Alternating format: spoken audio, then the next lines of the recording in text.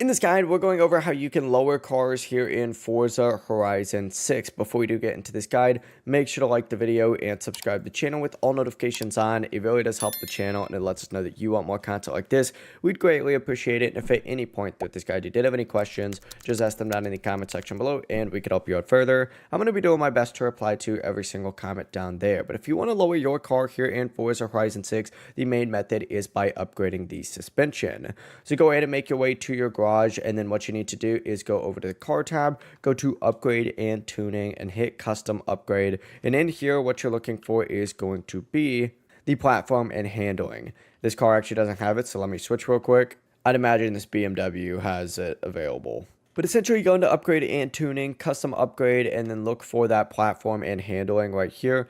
Open it up, and then go ahead and find springs and dampers, just like so.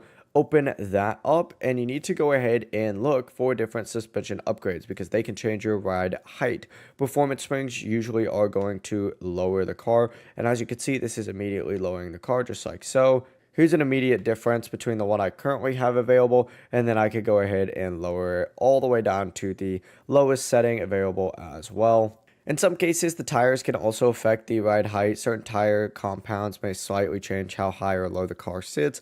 And then a few cars also are going to have body kits that lower the vehicle's appearance even further, but this does not apply to every car, so it's worth checking to see if your vehicle even supports aftermarket body kits in the first place. But for the biggest drop, just focus on upgrading your springs and dampers, and then experiment with tires and body kits if available. It's a full process. If you guys had any questions, ask them down in the comment section below, and we can help you out further. I'm going to be doing my best to reply to every single comment down there. Before you do leave this guide, make sure to like the video and subscribe to the channel with all notifications on. It really does help us out, and it lets us know that you want more content like this. We'd greatly appreciate it. Have a great rest of your day, though. Peace.